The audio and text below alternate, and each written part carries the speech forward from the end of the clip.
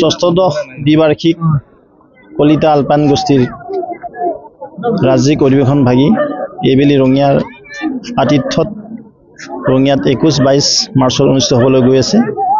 সেই নিমিত্তে আজি কলিতা আলপাইন গোষ্ঠীৰ সন্মানীয় সভাপতি সম্পাদক বিষয়ববীয়াসকল লগতে আমাৰ যিখন ইয়াত অধিৱেশন হ'বলৈ গৈ আছে এই অধিৱেশন ভাগি সৰ্বাংগ সুন্দৰ কাৰণে আৰু সৰ্বাংগ সুন্দৰভাৱে সমাপন কৰাৰ কাৰণে এখন উচ্চস্তৰীয় আৰচি অৰ্থাৎ ৰিচিপশ্যন কমিটি অভ্যৰ্থনা সমিতি গঠন কৰা হৈছিলে।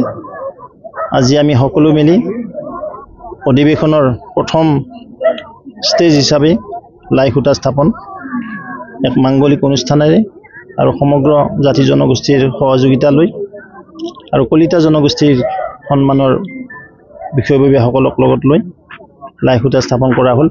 আৰু আজিৰ এই পবিত্ৰ সময়ত আমি প্ৰভু মন্ত্ৰৰ ওচৰত প্ৰাৰ্থনা জনাইছোঁ এই অধিৱেশন ভাগি সৰ্বাংগ সুন্দৰ হওক, এক মাইলৰ খুঁটা হিচাপে পৰিণত হওক তাকে কামনা কৰিছোঁ।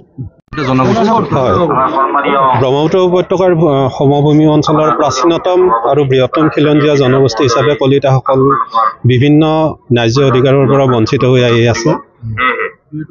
সংৰক্ষণ গোষ্ঠীভিত্তিক সংৰক্ষণ ব্যৱস্থাৰ যোগেদি আমাৰ জনগোষ্ঠীটোক প্ৰজন্মে পংগু কৰি অহা হৈছে আৰু এই অন্যায়ৰ বিৰুদ্ধে সংঘবদ্ধ কৰাৰ বাবে জনগোষ্ঠীটোক সদৌ অসম কলিতা আলপাইন জনগোষ্ঠীয়ে বিগত 38 বছৰে কাম কৰি আহিছে আৰু তাৰে এক বৃহৎ পদক্ষেপ আগন্তুক ষষ্ঠদশ দ্বিবাৰ্ষিক ৰঙিয়া অধিৱেশন হ'ব, যি অধিৱেশন মাৰ্চ মাহৰ 21-22-23 তাৰিখে 3 দিনীয়া কাৰ্যসূচীৰে অনুষ্ঠিত হ'বলৈ গৈ আছে।